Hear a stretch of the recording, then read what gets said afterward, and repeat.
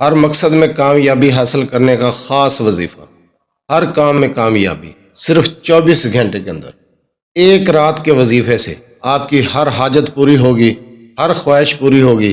ہر قسم کی بندش کے خاتمے کے لیے صرف ایک رات کا وظیفہ کریں۔ بسم اللہ الرحمن الرحیم۔ السلام علیکم ورحمۃ اللہ وبرکاتہ۔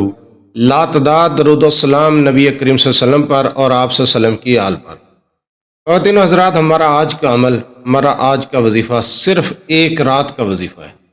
اگر آپ کی کوئی خواہش جو پوری نہیں ہو رہی، کوئی ایسی حاجت جو ادھوری ہے، پوری نہیں ہو رہی، کامیابی نہیں مل رہی کسی کام میں، کوئی مقصد ہے جو پورا نہیں ہو پا رہا، کامیاب نہیں ہو پا رہے، تو صرف ایک رات کا یہ عمل کریں، انشاءاللہ تعالی آپ کو کامیابی ملے گی۔ وظیفے کی طرف جانے سے پہلے آپ سے چھوٹی سی گزارش، چینل کو سبسکرائب، ویڈیو کو لائک اور شیئر کر دیا کریں۔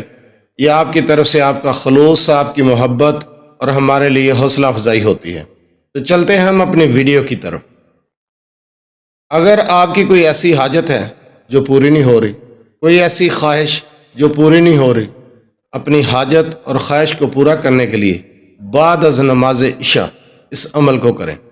آپ کا کوئی بھی جائز مقصد ہے، کوئی بھی جائز حاجت ہے، اس کو پورا کرنا چاہتے ہیں، کوئی بندش ہے، اس بندش کا توڑ کرنا چاہتے ہیں، رشتہ نہیں ہو پا رہا، رشتے کے لیے، آپ کے رشتے میں آنے والی رکاوٹ کو دور کرنے کے لیے، کاروبار میں آنے والی رکاوٹ کو دور کرنے کے لیے، گھریلو حالات کو ٹھیک کرنے کے لیے، رزق کی تنگی کو دور کرنے کے لیے، کسی بھی مقصد کے لیے، کسی بھی جائز حاجت کے لیے، یہ قرآن پاک کی چھوٹی سی سورہ مبارکہ، اس سورہ مبارکہ کا یہ عمل کریں۔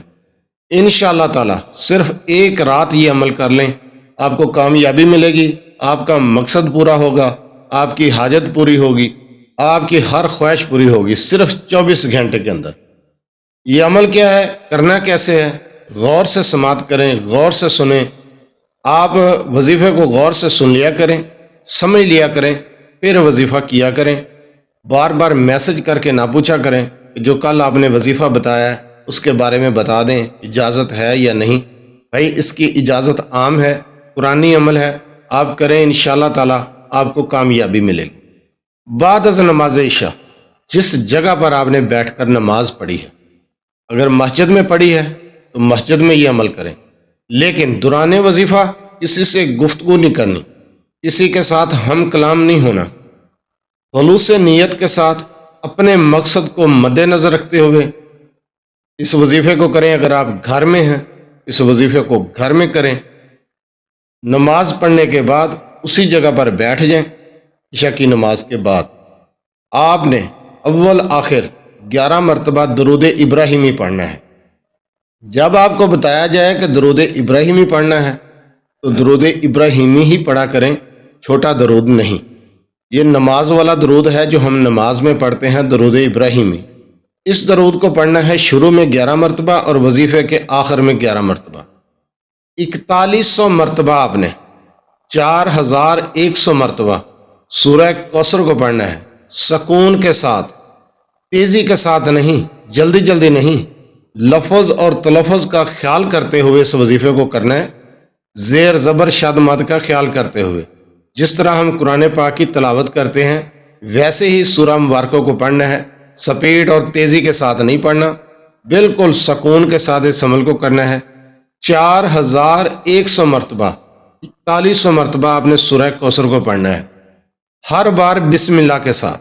بعض وظائف ایسے ہیں جن کے بارے میں نے بتایا ہوا ہے کہ ایک بار بسم اللہ کے ساتھ یہ عمل کرنا ہے، لیکن اس عمل کو آپ نے ہر بار بسم اللہ کے ساتھ کرنا ہے، ہر بار اس سورہ مبارکہ کو بسم اللہ کے ساتھ پڑھنا ہے۔ اس عمل کو مکمل کریں اور آخر میں 11 مرتبہ درود ابراہیمی پڑھنے کے بعد ہاتھ اٹھا کر اپنے مقصد، اپنی خواہش کے لیے، اپنی ضرورت کے لیے، جس کام کے لیے آپ نے یہ عمل کیا ہے اس کے لیے دعا کریں، انشاءاللہ تعالی آپ کو کامیابی ملے گی۔ جزاک اللہ۔